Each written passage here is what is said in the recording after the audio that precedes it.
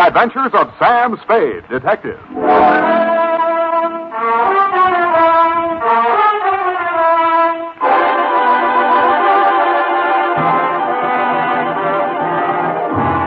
To Dr. Ludwig Zoya, 1241 Leavenworth, San Francisco, from Samuel Spade, license number 1375596. Subject, Edith Hamilton. No caper? No caper. Dear Doctor, if I owe you an apology for not keeping you informed on the progress of the assignment and for letting it drag on as long as it has, then I'll have to go on owing you, which makes us even because you don't owe me anything. The start of it was a month ago. 32 days, 8 hours, 3 minutes, and 45 seconds, to be exact.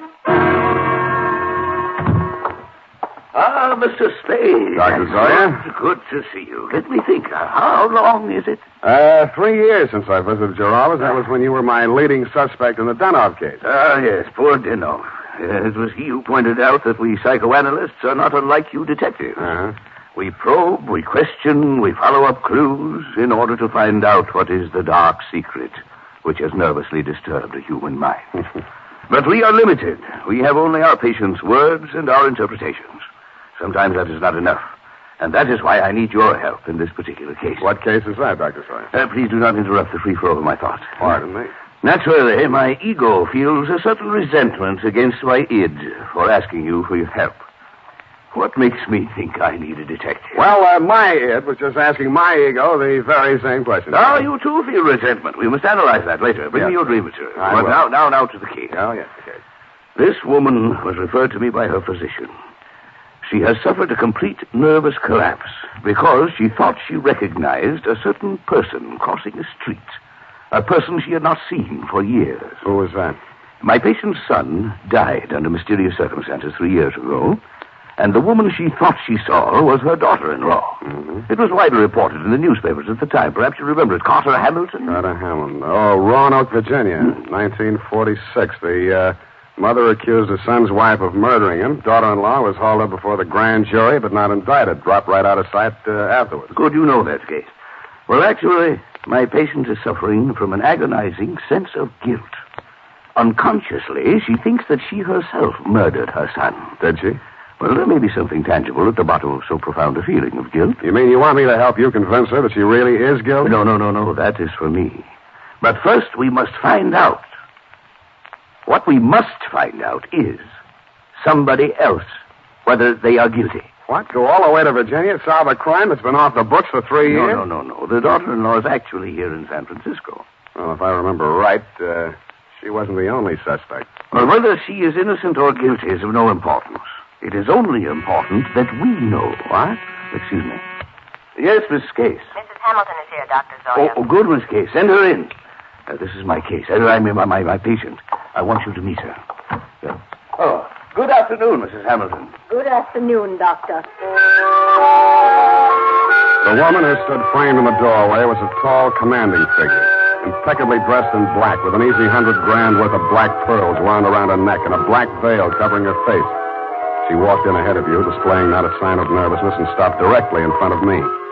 Very deliberately, she lifted the veil, revealing a youthfully old face, deeply tanned and set off by snow-white hair. Only her enormous violet eyes showed any expression. She stared at me for what seemed like a full minute. Yes, you do. You look like the other one. Well, perhaps you had better explain, Mrs. Hamilton. My daughter-in-law, Edith, was very much in love with another man before she married my son, Carter. He jilted her. Carter was second choice. It was I who talked her into marrying him. That's why I'll never rest until my son's death is avenged. We must analyze this desire for vengeance. Oh, yes. Yes, I had a dream last night. I dreamed that Edith was dead, stabbed with the same bone-handled hunting knife she used to kill my son. Yes. Well, no. You just lie down on the couch and relax, Mrs. Hamilton. I'll be with you in a moment. Come, Mr. Spade. This is a most disturbing new development, her dream. You must get to that girl as soon as possible. Her life may be in danger. You mean the old lady is mixed up enough to take a shot at her? Here is the address. And take this briefcase. Why the briefcase? Well, there are legal papers in it regarding the Hamilton estate. They require her signature. I had Mrs. Hamilton arrange for you to take them to her instead of the attorney. I'm supposed to pose as a lawyer. While I'm there, I'm supposed to shake a confession out of her, and while I'm typing it up, I'm a bodyguard. You're getting a lot for your money, Dr. Zoya.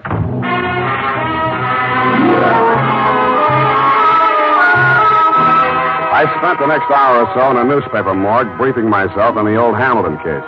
The victim, Carter Hamilton, was the 28-year-old tail end of an old Virginia family whose blood was as rich as it was blue. The accounts of the killing were sketchy. At the old plantation, Carter Hamilton had been found one morning by his mother, dead in bed of a stab wound. The knife was never turned up. Somebody had wiped everything in the room clean of fingerprints, which sounded like robbery until it was established that nothing was missing. The state was counting heavily on Mrs. Hamilton Sr.'s testimony in their case against the daughter-in-law, but an odd angle I'd forgotten. The old lady had clammed up in front of the grand jury, and the case was dropped for lack of evidence. Then there was a picture. She was the kind of a girl who looks her best in a riding outfit with her freckles showing, and then surprises you by looking even better in full makeup with her shoulders showing. Candid is the word that best describes her features. Large, widely spaced eyes, a generous mouth, and an expression of unaffected sincerity. It was with a certain reluctant eagerness that I kicked myself up Stockton Street to Pine, across Pine to Bush, and up 3 flights of stairs.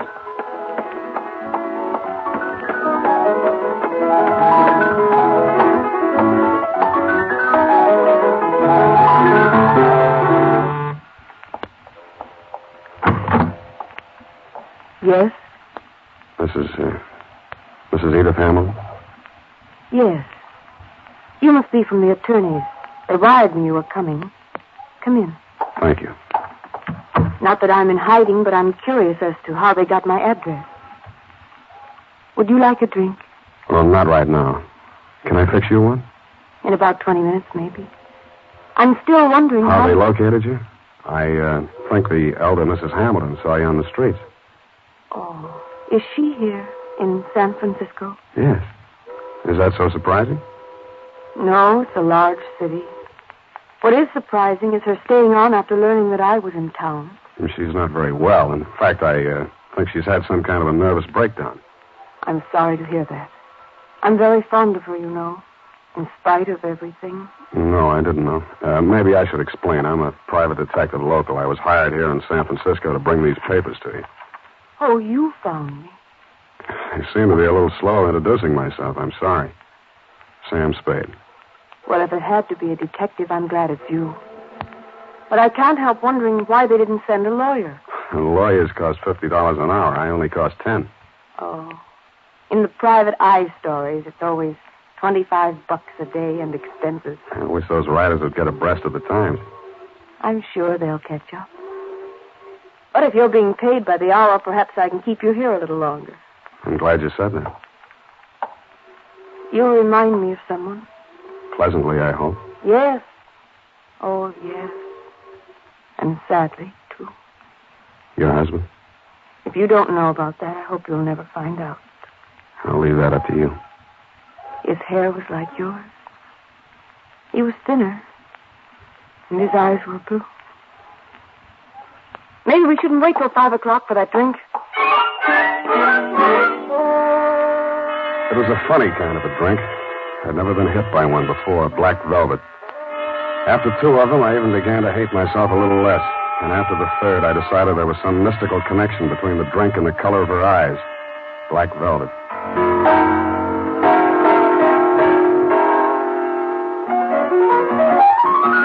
I don't know much about music, but the way she went at the piano, you knew she wasn't afraid of it, and probably wasn't afraid of anything.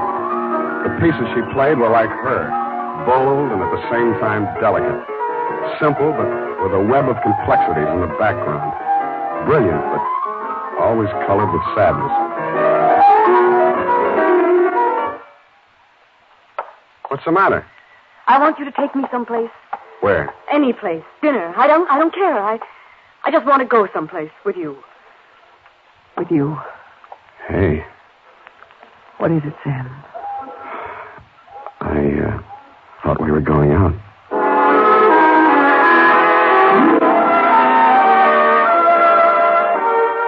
I never paid much attention to San Francisco before I met her. It's quite a place. There's a little park up on Russian Hill where you can stand and look out over the houses of the marina to the Golden Gate. There's an island in San Francisco even worse than Alcatraz. It's in the middle of the lake at Flashacre Zoo, and instead of gorillas, the population is nothing but monkeys. There are only 2 laundries in Chinatown. And out at Golden Gate Park, they have a band concert every Sunday afternoon.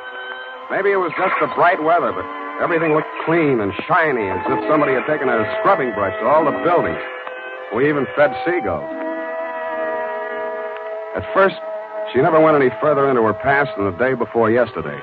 I couldn't very well charge her for the progress I was not making on the case, so when I learned that you'd sent old Mrs. H to a nursing home for a 2-week rest and Edith did not need bodyguarding for the time being, I took a job that took me down to Los Angeles for a few days. I was awful glad to get back, and not because I don't like L.A.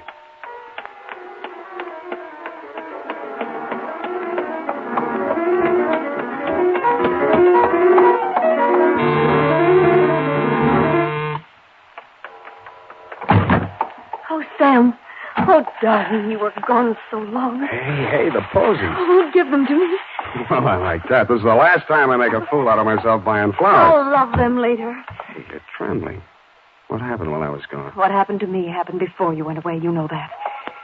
Sam, while you were gone, I had a lot of time and I did a lot of thinking. And I came to a very important decision. There was something I knew I had to tell you. And I wasn't so sure I could get through it. Oh, look, Angel, it sounds serious. I don't think this is the time. Oh, but it is. Yes, it is. Here, take it before I change my mind. What is it? I wrote it all down. Sit here, facing away from the piano. And don't say anything until you've read it through. Oh, okay.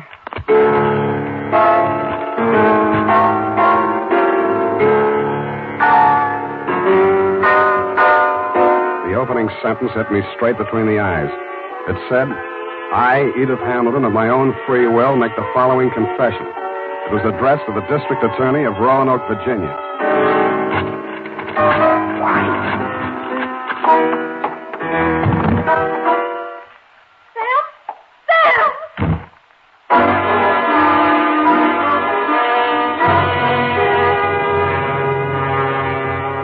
And that, Dr. Zoya, was when I headed back to your office.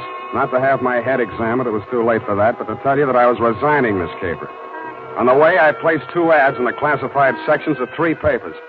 One under office space for rent and one under situations wanted. Ex-private detective desires position as night watchman, prison guard, asylum attendant, or any more pleasant line of work. And I really meant it. The United States Armed Forces Radio Service is presenting the weekly adventure of Dashiell Hammett's famous private detective, Sam Spade.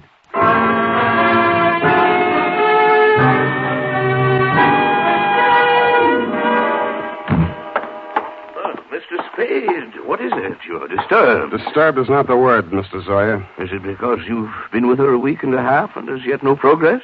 Let us analyze the situation. The whole setup has been rotten from the beginning. You send me to that girl under false pretenses. You tell me to worm my way into her confidence. Now, one moment. Did I tell you this? How else did you expect me to get a confession out of her? Should have got the play when that old lady said I looked like a man Edith was once in love with. You thought she'd fall for me, didn't you? You thought I'd take advantage of it, didn't you? Well, you could hire somebody else to make love to her. I'm a detective, not a gigolo. So she did make a confession to you. Why do you say that? When a patient comes to a psychoanalyst for help, a situation develops which we call transference. Now, this means that the doctor represents to the patient someone in whom he can confide, to whom he can unburden himself, such as a parent or a loved one. Well, then let's don't go on with it. No. Well, at the moment, that is, what you feel toward me at the moment is what we call negative transference. You wish to continue to make love to her, but you feel guilty about it, so you blame me.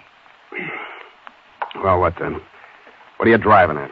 In this love affair of yours, we have a similar situation. But what she feels for you only resembles love. It is transference. You resemble a former lover. Yeah. And that is why it only took a week and a half for her to reveal everything. Oh, sometimes I think I am too ethical. Or too old. Come now, why don't you tell me? You'll feel better. There's nothing to tell. She had it written down. I didn't read past the word confession. Well, what did you do with it? I destroyed it. I see. Well, now Miss what? Case, what is it? Mrs. Hamilton, she's...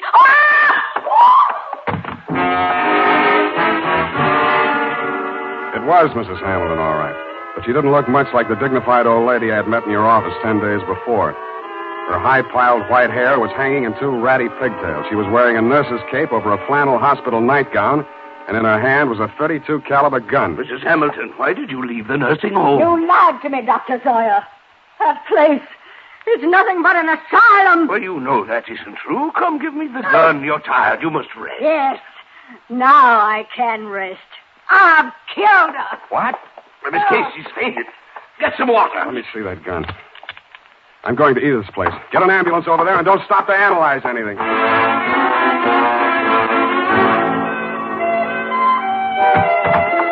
Edith was slumped forward over the piano keyboard. She was barely breathing. The old lady wasn't much of a hand with a gun. 4 of the slugs had punctured the big studio window. 1 had torn a flesh wound in her shoulder. The other had penetrated the right side, just below the rib cage, and there was not much bleeding at the wound of exit. Her face was pale and the skin cold to the touch. I gambled on a hunch she was suffering mainly from shock, moved her over to a couch, threw a blanket over her, and poured hot coffee into her. After a bit, her color started coming back. Then she opened her eyes. Oh, I thought you went away. I must have dreamed it. Lie still, Angel. Don't try to talk. Oh, that's the police. Please, don't let them know what happened. Don't... Take it easy. It's only the ambulance. I've got to save Mother Hamilton. You see, I've got to get rid of that knife, and I can't let it hang.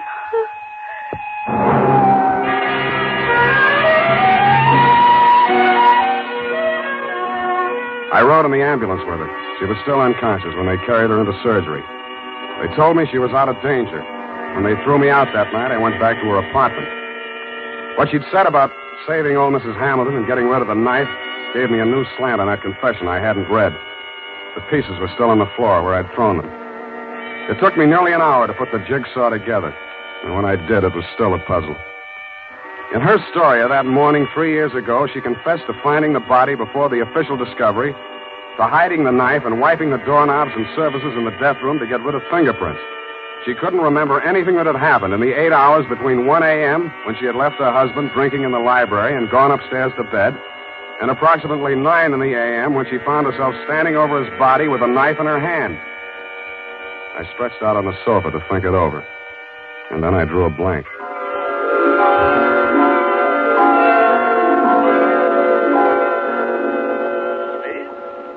Mr. Spade, wake up.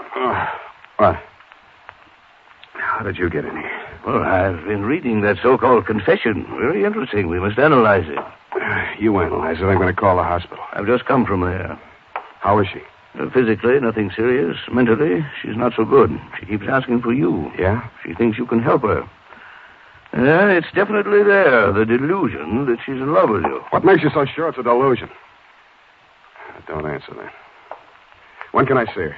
Well, it's best that you wait until she comes home. That will be next Tuesday. Look, you're supposed to be a first-class head doctor. Can't you cure this amnesia of Edith? I thought I explained to you last night when we were discussing transference. Please, Dr. Zoya, please. I know you mean well, but don't. I beg of you. Well, it's not important. When she gets to know you better, she will realize that her love for you is irrational. And then she will remember everything.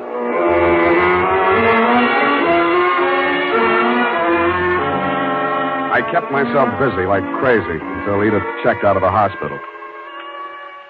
There wasn't much talk between us at first. Even her music was reticent, little rambling improvisations that sounded like children's songs or lullabies with something just a little acid mixed with their simplicity. Then as the days went by and her strength and confidence started to return, her music became serene and graceful. It became like her as she sat there at the piano in front of the big window with its afternoon sun streaming down on the San Francisco hilltops, while at the same time the April fog bank started its nightly prowl in through the Golden Gate. And that was like her, too, and like her music. Brilliant, but with a touch of melancholy. And then one day it was all warmth and brilliance, and she was smiling.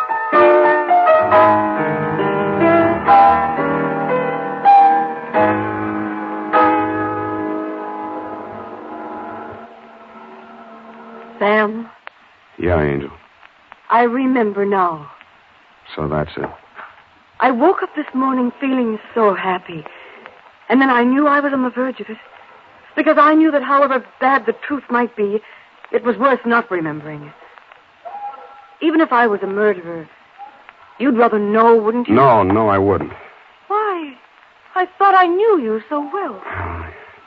Darling, are you angry? Yeah. But at me? Yes, you. The first time I came here, I tried to give you fair warning. You should have figured the score when I told you I was a private detective. You'd even read the stories where in the end the detective doesn't have any choice but to turn in the beautiful dame, no matter what his personal feelings are.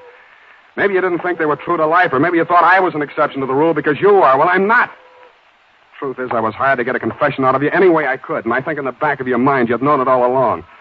You want to have your confession and eat it, too. You probably learned as a child that it's smarter to tell all and be patted on the back than to be found out and get spanked. How can you be so smug and so self-satisfied and so... Whatever made me think I was in love with you? Just because you looked a little like someone who I... Zoya was right. Only you thought you were kidding yourself, too. Zoya called it transference. I call it baloney. Goodbye. You come back here. You can't just leave like...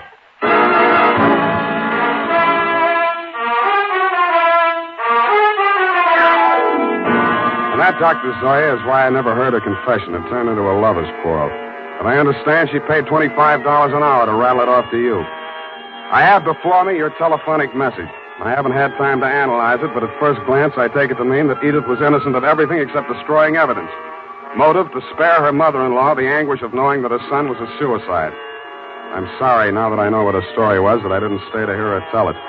But that, as you would say, is not important. At least I cured her of that love delusion you were so worried about, even though it took a month to do it. Period, and a report. Oh, Sam, sacrificing herself so self-sacrificingly, rather than shatter a mother's delusion. Yeah, some other time, huh? I'm sorry, Sam. I'll go type this up.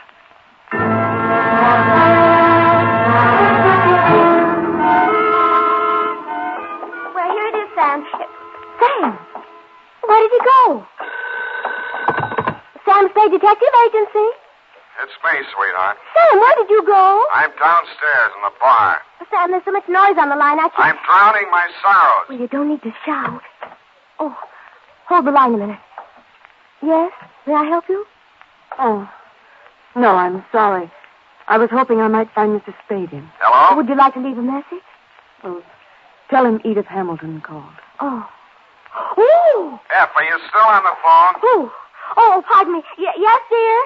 What happened? Are you taking a bath? Nothing at all. One moment, please. Miss Hamilton, I have him on the line. He's downstairs in the bar. And if you'll hurry, you can just catch him, I'm sure. Oh, downstairs. Well, I will hurry. Thank you. You're welcome. Sam, are you still on the line? What's the matter with you? Nothing. Just go ahead and drown your sorrows. But don't get loaded. Good night, Sam. Well, good night, sweetheart. I'm going to take piano lessons.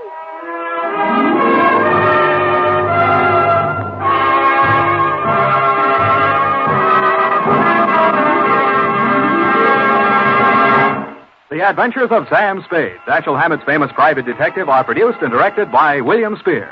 Sam Spade is played by Howard Duff. Lorene Tuttle is Effie.